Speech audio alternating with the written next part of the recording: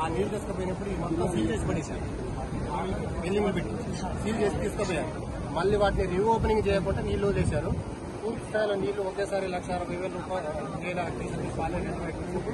Return పోటీకి ఈ water ఇటు ఈ వాటర్ ఇటు దగ్గరలో ఉండబట్టి 2 గంటల ప్లాస్టిక్ ఎస్కేప్ ఛానల్ ఓపెన్ చేసి ఉంటే ఇంకా ప్రెజర్ వెళ్ళిపోయేది తెలియదు కాదు. ఆదివారం సార్ ఆ రోజు పూర్తి స్థాయిలో నిర్లక్ష్యం చేసి అధికారుల నిర్లక్ష్యం చూస్తే ఈ కట్ట ప్లాస్టిక్ ఎక్కువ సార్. ఇప్పుడు ఇక్కడ ఉన్నది కూడా ఎన్ఎస్పీ కెనాల్ కింద ఉన్న రైతులు వాటి పట్టాలు లేవు.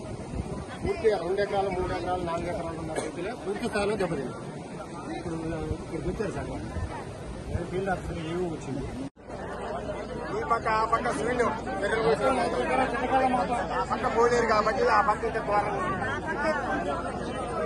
అది పోలేరు కాబట్టి సార్ ఇచ్చేసేసి సార్ 5:30 సార్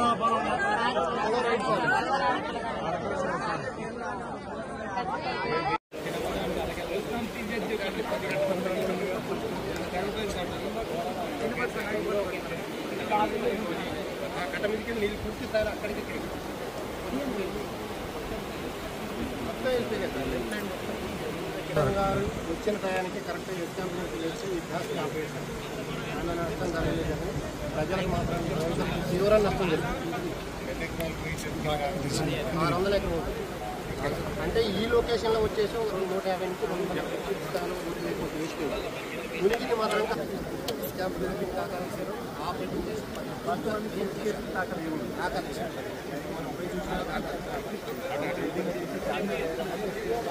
ఓపెన్ చేయాలి. అది ఓపెన్ చేయలేదు కనుక